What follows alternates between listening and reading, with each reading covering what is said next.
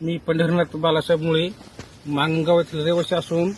सामान्य कुटुंबातील एक शेतकरी आहे। मी काही दिवसापूर्वी रियांस कंपनीचे जॉकपॉट नावाचं औषध जवारीला फवारलेलं आहे आणि ते औषध फवारल्यामुळं जवारीची सुधारणा एवढी झालेली की जवारीची वाढ भरपूर झालेली आहे आणि जे काही त्यांचे मुळं शेवटपर्यंत गेलेली आहेत आणि मी एकरापैकी फक्त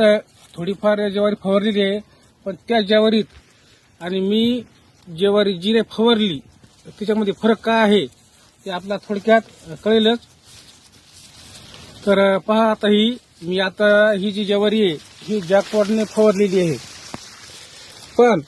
जॉकपॉटने न फवारलेली ज्वारी ही ज्वारी हे जॉकपॉटने न फवारलेली तर एवढा आपला परिणाम दिसून येत आहे की जॉकपॉटमुळे काय होऊ शकते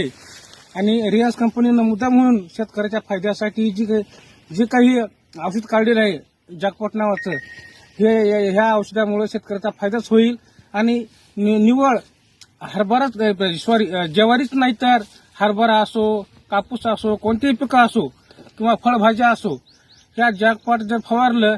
तर कोणतेही हरभरा जर असेल तर त्याचं फुलं गळणार नाहीत किंवा त्यांना जे काही माल लागणार असते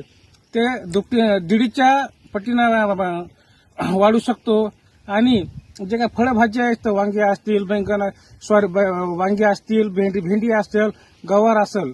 ते सर्व काही या औषधामुळे एवढा परिणाम होऊ शकतोय की